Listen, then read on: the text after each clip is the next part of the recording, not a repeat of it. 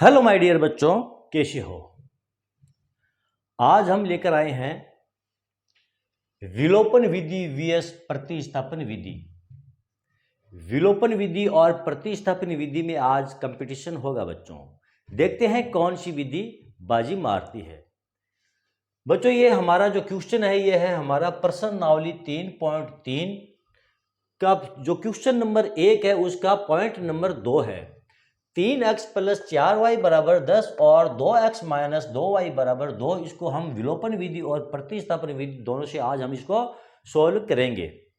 तो चलो बच्चों, पहले हम हमारे इस क्वेश्चन को दोनों वीडियो से सोल्व करते हैं, फिर हम देखते हैं कि किस विधि ने बाजी मारी है।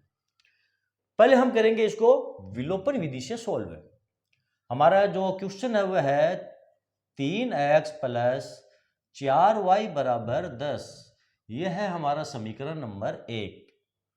2x माइनस 2y बराबर 2, यह है हमारा समीकरण नंबर 2। इसे हमें करना है विलोपन विधि के द्वारा सोल्व। बच्चों, विलोपन विधि के द्वारा समीकरण को कैसे सोल्व किया जाता है? विलोपन का मतलब होता है एलिमिनेट करना, लुप्त करना, हटाना। तो बच्चों इसमें से हम क्या करेंगे, या तो समीकरण नंबर 1 से x या y, समीकरण नंबर 1 और 2 में जो x है या समीकरण नंबर 1 और 2 में जो y है उसको हम क्या करेंगे, एलिमिनेट करेंगे। किसी एक चर को हम एलिमिनेट कर देंगे, या तो x को एलिमिनेट कर देंगे या जो ये y है इसको हम एलिमिनेट कर देंगे। तो हम हमारे x को ही एलिमिनेट करते हैं। और इसको एलिमिनेट करने के लिए बच्चों क्या किया जाता है कि ये जो x का मान है ये ऊपर और नीचे बराबर होना चाहिए। जैसे कि अभी यहां पर ये 3x है तो यहां पर भी 3x होने चाहिए। यदि हम y को एलिमिनेट करते हैं तो देखो बच्चों, यहां पर जो ये 4y है यहां पर भी ये 4y होने चाहिए। यानी जिस चर को हम एलिमिनेट करते हैं उस चर का जो मान है वो हमें बराबर करना होता है। ओके, तो चलो हम देखते हैं समीकरण नंबर 2 का जो x का गुणक है उसे हम समीकरण नंबर 1 से क्या करेंगे, गुणा करेंगे। तो ये हो जाएगा हमारा 2 को 3x से गुणा करेंगे तो ये हो जाएगा 6x प्लस 2 को 4y से गुणा करेंगे तो ये हो जाएगा 8y बराबर 20। ये हो जाएगा हमारा समीकरण नंबर 3। अब 3x में जो x का गुणक है वो क्या है, 3। तो इस 3 को समीकरण नंबर 2 से हम क्या कर लेंगे, गुणा कर लेंगे। तो 3 को 2 से गुणा करेंगे तो ये हो जाएगा 6x माइनस 6y बराबर 6। ये हमारा समीकरण नंबर 4 हो गया। तो बच्चों अब हम यहां पर क्या देखते हैं, समीकरण नंबर 3 में 6x है, समीकरण नंबर 4 में 6x है। तो इस को हम क्या कर देंगे, माइनस कर देंगे। तो ये जो x है ये क्या हो जाएगा, ये लुप्त हो जाएगा। माइनस करने के लिए ये माइनस, ये प्लस, ये माइनस, ये चिन्ह जो है ये चेंज हो जाएंगे। 6x से 6 कट गया, 8y और 6y इसको हम जोड़ देंगे तो ये हो गए 14y बराबर, यहां बच गए 14। और y बराबर हो जाएगा हमारा 14/14 और y बराबर हो जाएगा, ये कट गया और एक बच्चों यहां पर y का मान निकल चुका है। अब ये जो y का मान हमको मिला है, इस y के मान को या तो हम समीकरण नंबर 1 में रखकर और हमारा x का मान ज्ञात कर लेंगे, या हम समीकरण नंबर 2 में रखकर हमारा x का मान ज्ञात कर लेंगे। किसी भी समीकरण में हम रख सकते हैं इस y के मान को, हमारा x का मान हमें मिल जाएगा। हम y बराबर 1 को समीकरण नंबर 1 में ही रखेंगे। तो समीकरण नंबर 1 हमारा है 3x प्लस 4y बराबर 10 में y बराबर 1 को रखने पर, y बराबर 1 को रखने पर तो क्या प्राप्त होगा, 3x प्लस 4 गुणा 1 बराबर ये 10। 3x प्लस 4 बराबर 10 और 3x बराबर 10 माइनस 4 और 3x बराबर 6। x बराबर हो जाएगा ये 6/3, इसको काट देंगे 2। बच्चों ये लो x का मान हमें मिल चुका है, x बराबर 2 और y बराबर 1। ये हमारा विलोपन विधि द्वारा आंसर मिल चुका है। यहां पर हमने क्या किया, 3x प्लस 4 बराबर 10 थे, इस 4 को हमने क्या किया, पक्षांतरण किया, तो यहां पर ये माइनस का हो गया, घटाने पर ये 6 बच गया, और आगे इसको सोल्व किया तो ये 2 हमको मिल गया है। ये थी बच्चों हमारी विलोपन विधि।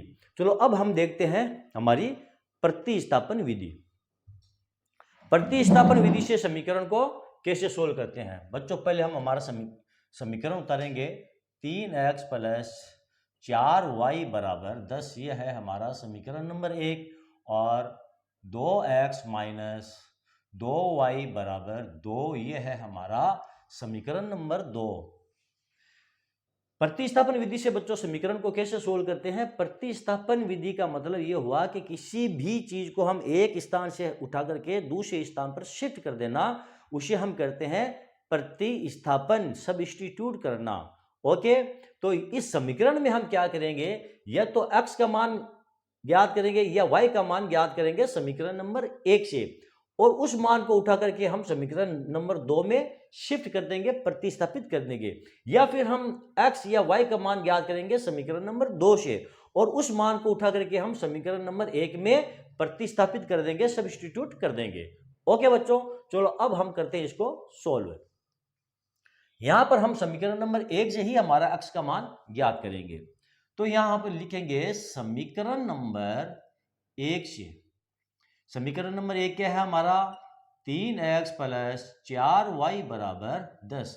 अब इसमें से हम x का मान ज्ञात करेंगे, तो x का मान ज्ञात करने के लिए क्या करेंगे, 3x बराबर 10 माइनस 4y। क्यों, क्योंकि x का मान ज्ञात करने के लिए हमने 4y को पक्षांतरण किया है, तो इसका चिन्ह क्या हो गया, चेंज हो गया, और x बराबर क्या हो जाएगा बच्चों, 10 माइनस 4y बट्टे में 3। ये x का मान हमारे पास निकल चुका है, और ये हमारा समीकरण नंबर 3 हो गया।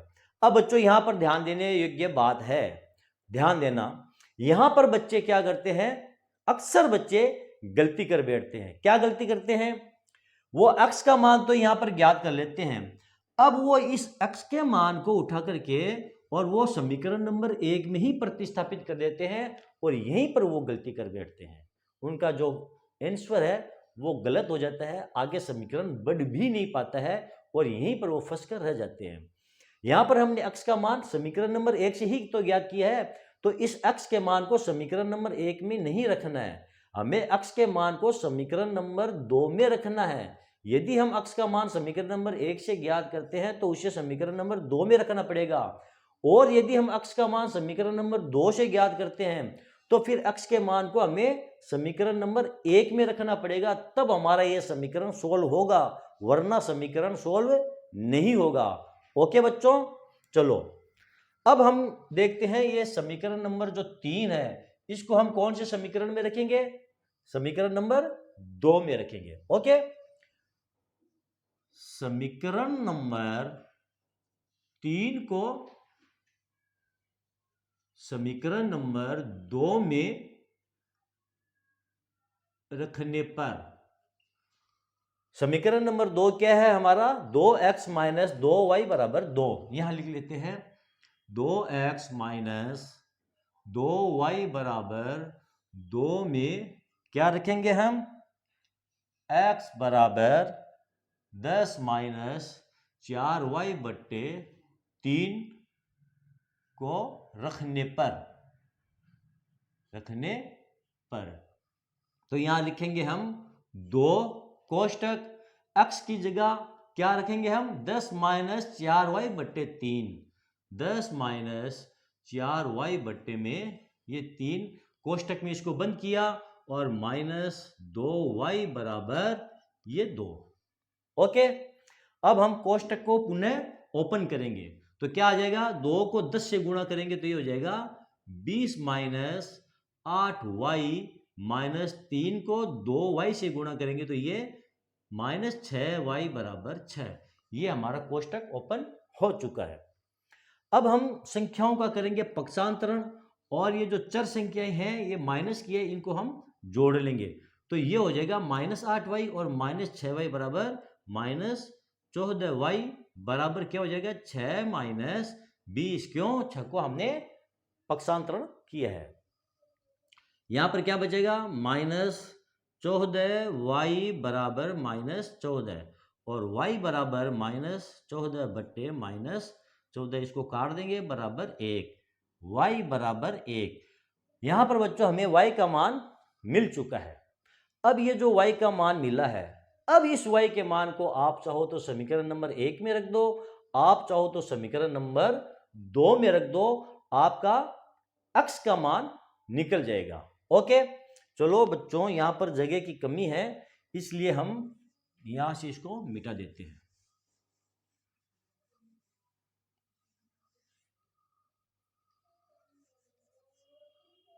y के मान को कौन से समीकरण में रखें बच्चों?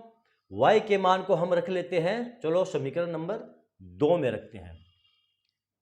y बराबर 1 को समीकरण नंबर 2 में रखने पर समीकरण नंबर 2 क्या है हमारा? 2x माइनस 2y बराबर 2, और y बराबर क्या है? 1, तो 2x माइनस 2 गुणा 1 बराबर 2, और 2x बराबर 2, और ये इधर चला जाएगा तो ये हो जाएगा प्लस का 2, 2x बराबर 4, और x बराबर 4/2 कट जाएंगे बराबर 2। यहाँ पर x का मान निकल चुका है बच्चों 2, और y का मान हमारे पास क्या था? 1। ये हमारा प्रतिस्थापन विधि के द्वारा आंसर आ गया है। बच्चों जब तक हमको ये आंसर मिला है, आपने दोनों विधियों को नंबर दे दिए होंगे। आपके हिसाब से कौन सी विधि ज़्यादा बेहतर है, आप बताएं। मेरे हिसाब से जो ज़्यादा बेहतर विधि है वो है विलोपन विधि, और इस कंपटीशन में विलोपन विधि ने मेरे नज़रिए से बाजी मारी है। आपका पॉइंट ऑफ व्यू क्या है वो आप कमेंट करके मुझे ज़रूर बताएं। तो चलो बच्चों, यदि आपको मेरा ये वीडियो पसंद आया है तो आप इसे लाइक कीजिए, शेयर कीजिए, और मेरे चैनल को आप सब्सक्राइब कीजिए ताकि मुझे भी मोटिवेशन मिलता रहे। चलो बच्चों, मिलते हैं अगले वीडियो में अगले क्वेश्चन के साथ। तब तक के लिए धन्यवाद।